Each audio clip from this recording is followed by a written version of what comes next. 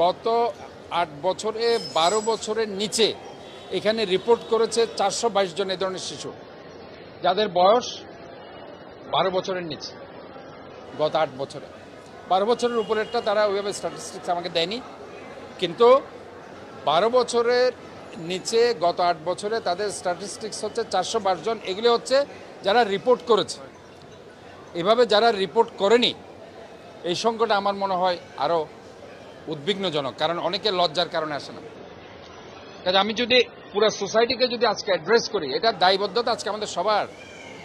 আজকে আমরা শুধু টাকার পর টাকা বানাবো। আমার গার্মেন্টস কর্মীরা কাজ করছে, তাদের ছোট ছোট বাচ্চারা, তারা যে একটা রিস্কিভাবে আজকে সমাজে বাস করছে, এই জিনিসটা আমরা কিন্তু দেখবেন, এটা হতে পারে না। এটা গেল একটা দিক।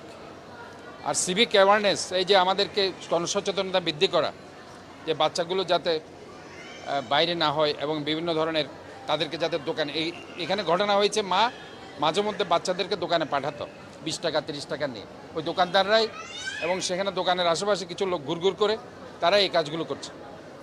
তো কাজে এইভাবে দোকানে আমার মনে হয় পাঠানো উচিত হবে না ছোট বাচ্চাদেরকে। এটা নিয়ে তাদেরকেও সতর্ক থাকতে হবে। পাশাপাশি গার্মেন্টসে, ম্যাক্সিমাম গার্মেন্টসে যারা চাকরি করছে তারা ডে কেয়ার সেন্টার করবে। পাশাপাশি রাষ্ট্রকে আমরা যেটা বলছি সেটা হচ্ছে আইন সংশোধন করতে হবে।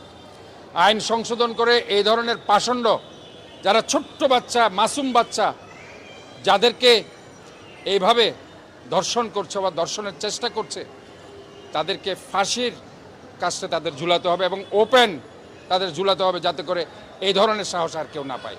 এবং এই ধরনের আইন আমার মনে হয় দ্রুত প্রণয়ন করে এবং এগুলো দ্রুত বিচারের আওতায় এনে 7 দিনের মধ্যে তাদেরকে এই শাস্তি দেওয়া উচিত বলে আমি মনে করি।